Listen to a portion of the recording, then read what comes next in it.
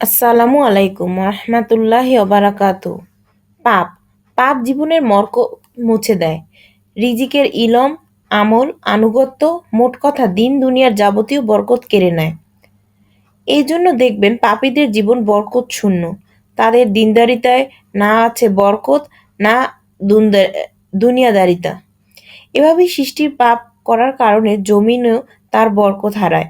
রিজিকের প্রশস্ততা রিজিকের আধিক্যের মাঝে নয়, বয়সের দীর্ঘতা লম্বা মাস আর বছর পাওয়ার মাঝে নয়, বরং রিজিকের প্রশস্ততা এবং বয়সের দীর্ঘতা কেবল এক বরকতেই নিহিত।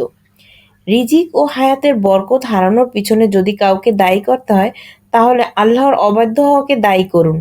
কেননা শয়তান শুধু তার সহচরদের উপরই কর্তৃত্ব দেওয়া হয়েছে, তাদের উপরে সে ছুরি ঘোরায় আর শয়তানের সাথে যে যুক্ত হয় তার সঙ্গ নেয়।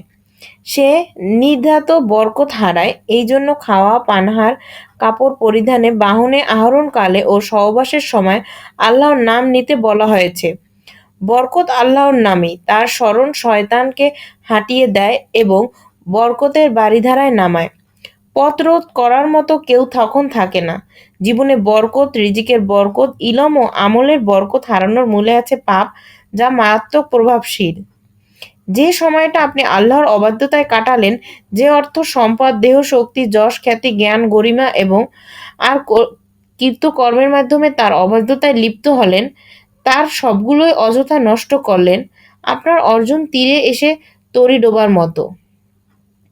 বান্দা দুনিয়াতে যা হারায় এর ক্ষতিপূরণ মেলে, কিন্তু যখন সে আল্লাহকে হারায় তার ক্ষতিপূরণ হয় না, না কোনো কিছু এর যোগ্যতা রাখে।